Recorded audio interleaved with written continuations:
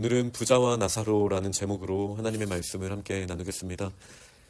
어제 본문에 방탕한 그리고 불의한 청지기에 대한 말씀을 주님께서 주셨습니다. 돈을 하나님보다 사랑하면 안 된다라는 메시지가 포함된 비유였죠. 그 말씀을 듣고 바리새인들은 비웃었습니다. 왜냐하면 그들은 돈을 좋아하는 사람들이었기 때문이다라고 누가는 기록하고 있습니다. 요세푸스의 기록에 따르면 사두개인들은 돈을 좋아했던 사람들이 맞는 것 같습니다.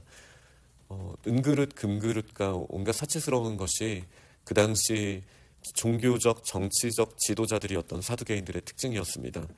그러나 바리새인들은 소박한 생활 수준을 지키기 위해 노력했다라는 언급을 요세푸스 유대 역사 기록자는 하고 있습니다.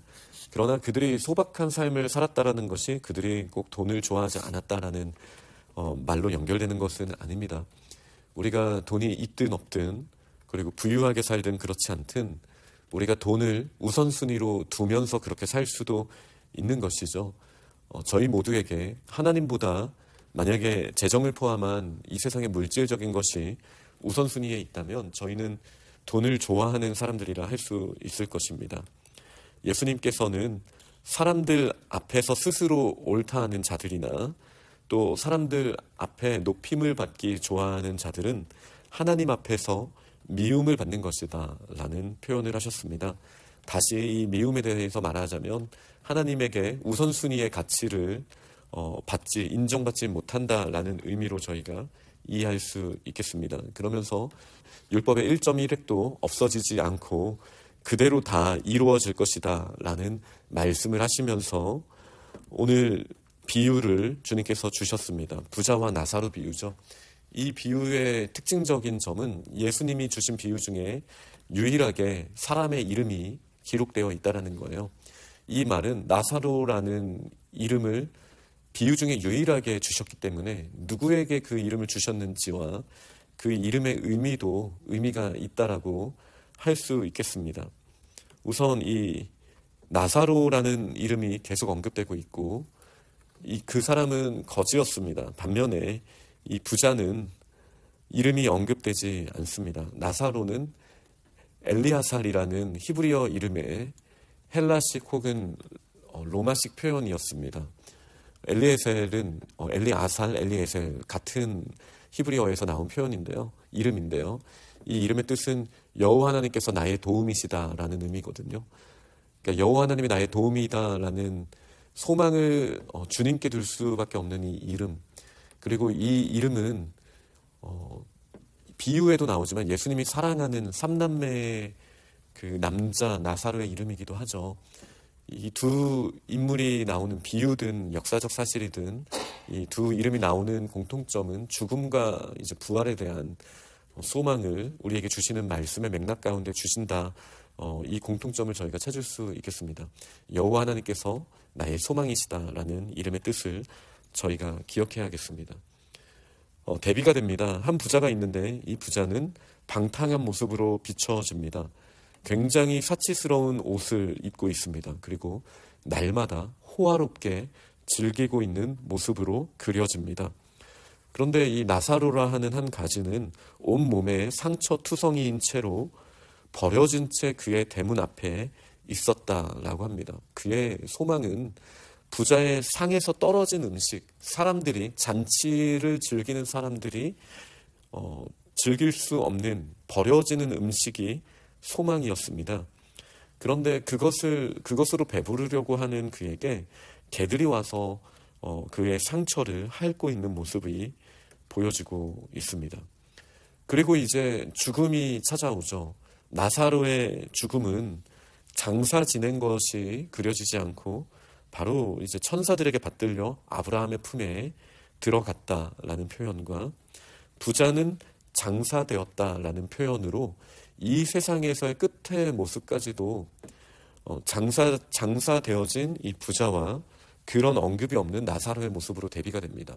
그러나 죽음 이후의 모습은 굉장히 극단적으로 갈리게 됩니다. 이 거지는 천사가 받들어줬지만 이 부자는 죽어서 장사되었을지라도 음부에서 고통을 받고 있는 모습입니다. 이제 완전히 역전이 된 거죠. 나사로와 부자 사이에 엄청난 간극이 있었습니다. 그가 입고 있었던 옷, 잔치와 고통 중에 있었던 모습. 그러나 이제 영원한 세계에 가서는 부자가 오히려 고통 중에서 음부 가운데 있고 괴로워합니다. 그 물 한 방울 제대로 먹을 수 없는 고통이 그에게 있습니다. 그런데 멀리 아브라함의 품에 있는 나사로에 대한 모습으로 이제 큰 대비가 됩니다. 그때 이제 이 부자, 이름 없는 이 부자는 아브라함을 부르며 긍휼히 여기사 나사로를 보내달라고, 그리고 그 손가락 끝에 물을 찍어 내 혀를 서늘하게 해달라고, 너무나 고통스럽다라고 간청합니다. 그 물을 찍어서 달라고 했으니 물 한 방울을 요청한 거잖아요. 그만큼 물 한 방울이 필요해도 어떠한 변화도 일으킬 수 없는 그가 예전의 모습을 기억하고, 나사로가 나한테 그렇게 의지했으니 나사로 정도는 나한테 보내줄 수 있는 것 아닙니까? 라는 요청을 하는 것이죠. 그때 아브라함이 하는 말은, 너는 살았을 때 좋은 것을 받았고 나사로는 고난을 받았으니 기억하라. 나사로는 여기서 위로를 받을 것이고 너는 지금 괴로움을 받고 있다라고 아브라함이 이야기를 했습니다. 그리고 가장 핵심적인 이야기를 하는 것이죠. 너희와 우리, 이렇게 두 그룹으로 구분을 짓습니다. 그 사이에 큰 구렁텅이가 있어서 여기서 너희에게도 건너갈 수 없고 거기서 우리에게도 건너올 수 없다라는 절대적인 간극을 이야기하고 있습니다. 이 비유의 핵심은 무엇인가요? 이 땅에는 절대적인 간극이 없다라는 거예요. 이 땅에는 부자도 나사로에게 다가가서 음식을 줄 수 있었어요. 이 물 한 방울 찍어주는 것 정도도 할 수 있었어요. 이 선한 사마리아인의 비유를 저희가 생각해 보자면 그의 상처를 보듬고 그를 도와주는 일이 이 부자에게는 사실 전혀 어려운 일이 아니었습니다. 이 물 한 방울 찍어주는 것보다 쉬운 일이었을 거예요. 아니, 심지어 나사로가 원했던 상에서 떨어진 음식을 주는 것, 이것도 충분히 가능한 일이었다라는 것입니다. 그러나 가능하지 않았던 세상에서 요청했으니 영원한 세상에서는 그렇게 천국에서 지옥을 도우는 일은 불가능했지만 이 땅에서의 모습은 어땠냐라는 거예요.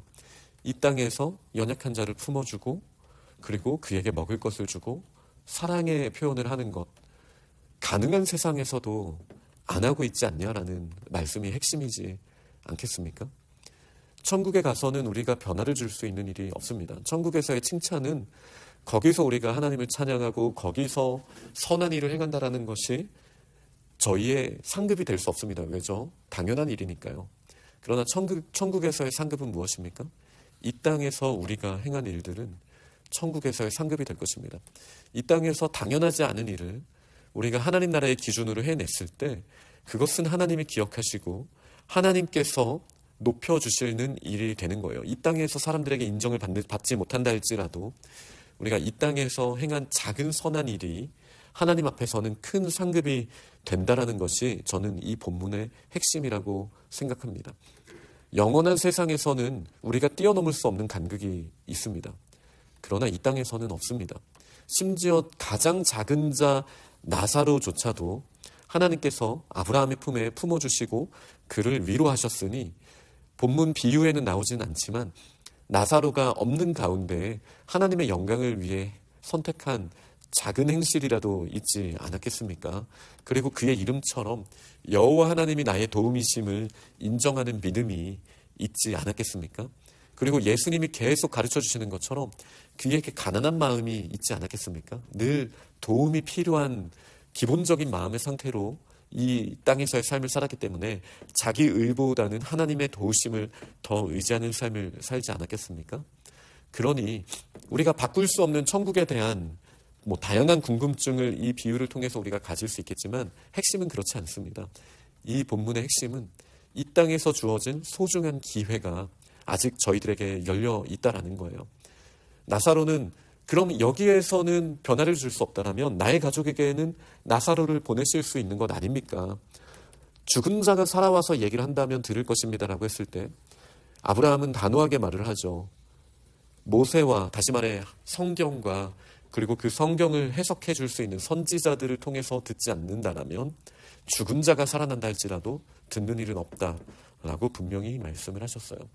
그러니 지금 저희에게 말씀을 주시고 이 말씀을 깨닫게 하신다라면, 이 본문의 맥락이 율법을 지켜야 한다라는 맥락이었잖아요. 이 비유의 맥락이. 그렇다면 이 말씀을 듣고 저희가 어떤 결단을 해야겠습니까? 저희에게 맡겨주신 이 땅에서 불의한 재물을 우리가 그냥 나의 욕심, 나의 의를 위해 내가 좋은 옷을 입고 내가 잔치를 하기 위해서만 쓸 것이 아니라 연약한 자를 바라보는 마음, 하나님의 영광을 위해서, 그러니까 내가 쓰는 것이 나 자신의 안위를 위한 것뿐만이 아니라 하나님의 영광을 위하여 나에게 맡기신 시간과 재능과 은사와 또 물질을 쓸 수 있는 그런 결단을 촉구하시는 비유라고 저는 확신합니다. 말씀을 맺겠습니다. 이 땅에서의 삶은 제한적입니다. 그러나 영원한 세상에서의 삶과 비교할 때 너무나 큰 가능성과 그리고 상급이 여전히 열려있는 참 공평한 세상을 우리는 살고 있습니다. 우리에게 주어진 것이 적다 할지라도 그것을 우리가 넉넉하게 하나님께 쓸 때, 그것이 용서의 감정의 마음이든 다른 사람에게 흘러보낼 수 있는 사랑의 마음이든, 그리고 작은 물질이라도 연약한 사람들을 위해서 쓸 수 있는 그런 마음을 저희가 가지게 될 때 하나님이 얼마나 기뻐하시겠습니까? 그뿐 아니라 이 땅에서도 우리에게 평강이 임하게 될 것입니다. 그뿐 아니라 연약한 자들에게도 저희를 통하여 하나님의 큰 사랑이 맛보게 될 것입니다. 맛보이게 될 것입니다. 그러니 열려있는 이 세상을 살아가는 저희가 오늘 하루도 기쁨으로 하나님의 나라를, 그 나라의 확장을 위한 선택을 하는 넉넉한 믿음의 사람들이 다 될 수 있기를 간절히 축원합니다. 아멘.